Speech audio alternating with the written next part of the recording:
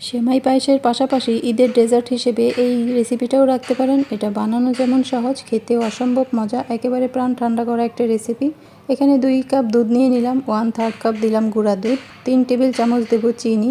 চিনিটা যার যার টেস্ট অনুযায়ী দিতে হবে, তবে আমি 3 টেবিল চামচ চিনি দিয়েছি। এই চিনিটাতেই এটা খুব সুন্দর একটা মিষ্টি হয়েছে। আর দিয়ে দেব 1 টেবিল চামচ কাস্টার্ড পাউডার, 2 টেবিল চামচ দুধ দিয়ে গুলিয়ে এর মধ্যে দিয়ে দিলাম। আর দিয়ে দেব হচ্ছে সেমাই।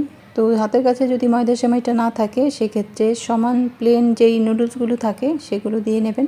আর দিয়ে দিতে হবে সাবুদানা। তো সাবুদানা আমি আগে থেকেই সেদ্ধ করে রেখেছিলাম, তাই সেমাইয়ের সাথে না দিয়ে সেমাইটা যখন সেদ্ধ হয়েছে তখন সাবুদানাটার মধ্যে দিয়ে দেবো। এখানে 1/3 কাপ সাবুদানা আমি আগে সেদ্ধ করেছিলাম অন্য একটা রেসিপির জন্য, তো সেখান থেকে এখানে দিয়ে দিলাম। আর একসাথে আরও কিছুক্ষণ জাল করে যখন সব কিছু সুন্দর মতো মিশে যাবে তখন নামিয়ে নেব।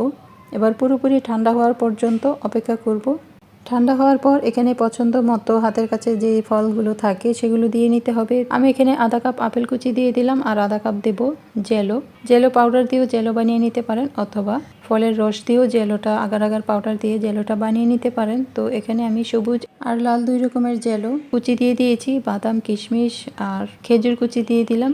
একসাথে মিশিয়ে নিলে হয়ে গেল ফালুদা। এটা কিন্তু খেতে অসম্ভব মজা হয়। এটা যেমন হেলদি তেমনই মজাদার খেতে। দেখুন, দেখেই কতটা লোভনীয় লাগছে, মুখে দিলেই যেন তৃপ্তি আর তৃপ্তি। তো যারা ফালুদা এখনো বানান নাই, এভাবে বানিয়ে খেয়ে দেখবেন, যেমন সহজ তেমনই মজাদার এই রেসিপিটা।